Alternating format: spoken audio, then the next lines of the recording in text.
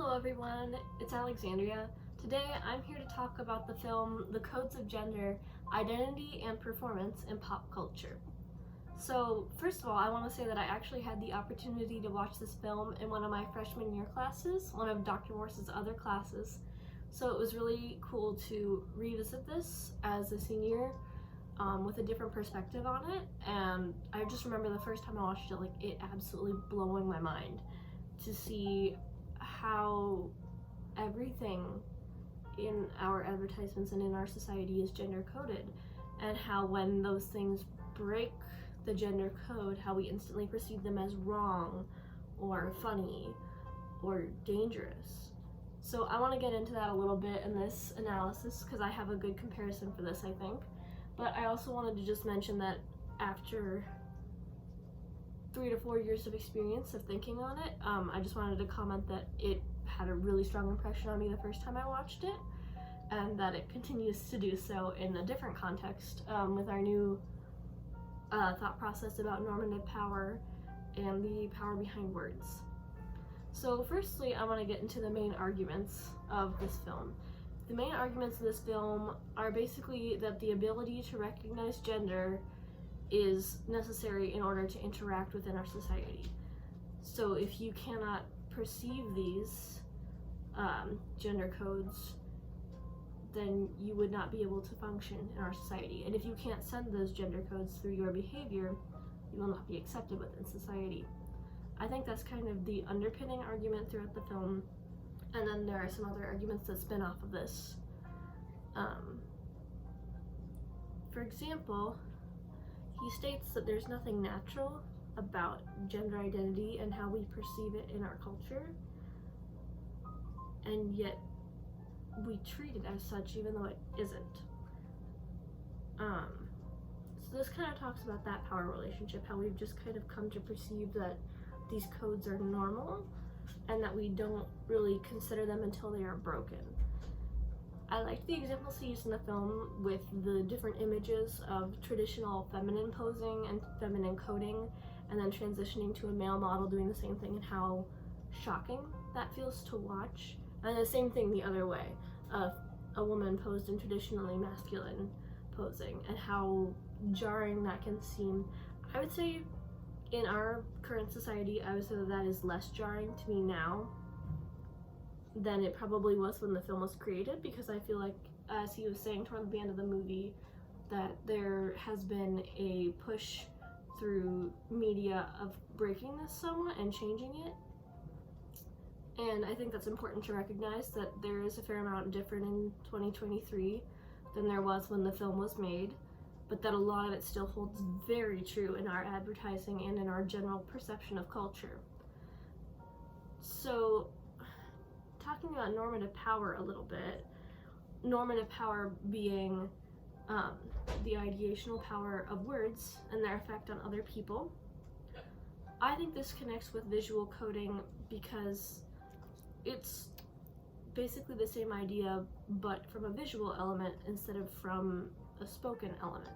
So for example, there's a visual power in the masculine presentation of a subject, and there is the perceived lack of power in the traditional feminine posing of a subject or an object, if you want to get into that. So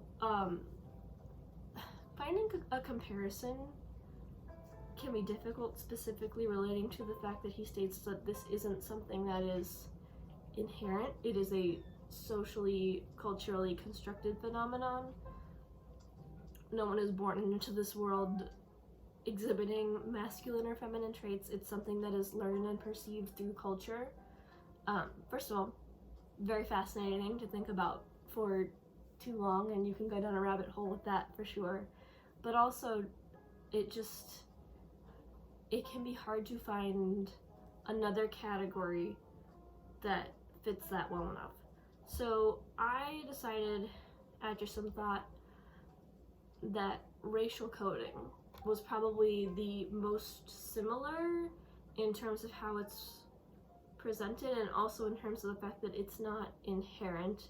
Obviously, that can be a multicultural facet, but a lot of this is anyway. So I think in some ways this can be a great comparison, because being a race does not inherently mean that you act a certain way, or you dress a certain way, or you present a certain way societally, but there certainly are expectations in our society, negative and positive. And I would say that's across many cultures. I think, as you would expect, a huge example of this is Black people or African American people, and the expectation that they are aggressive.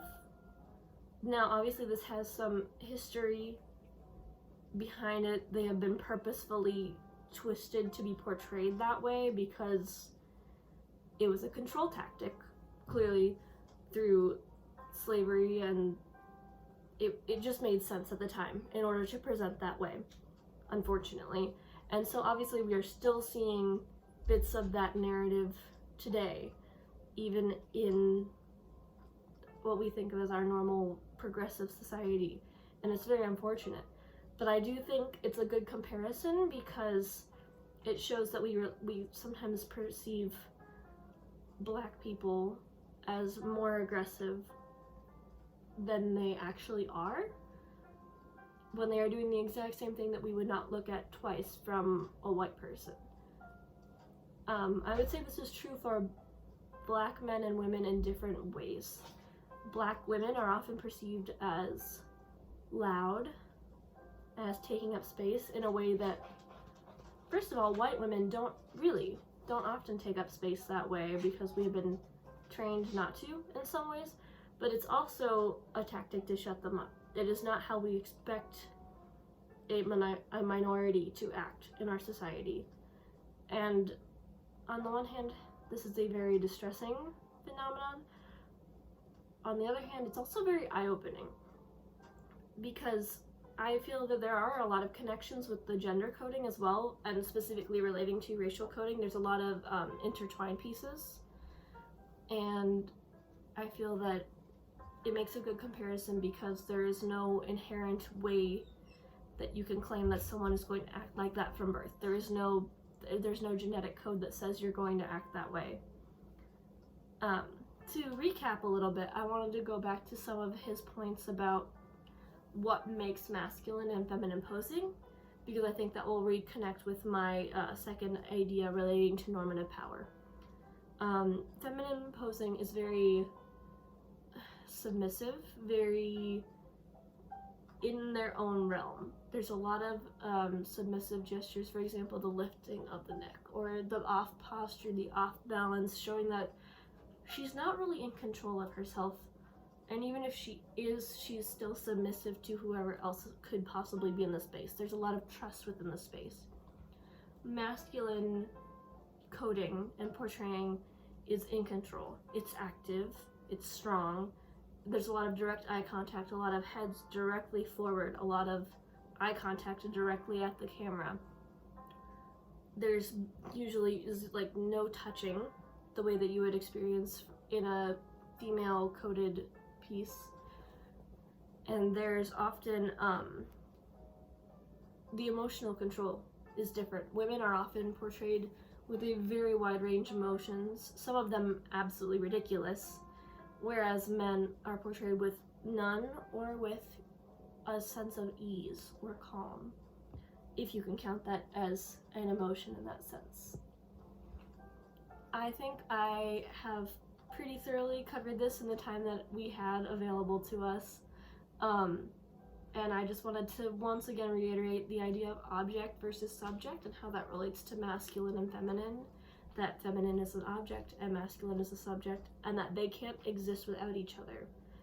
And I would like us all to think a little bit about that as we go out into the world and see how we think about other people through this lens of coding, and what happens in our minds when someone in real life breaks those codes. Thank you.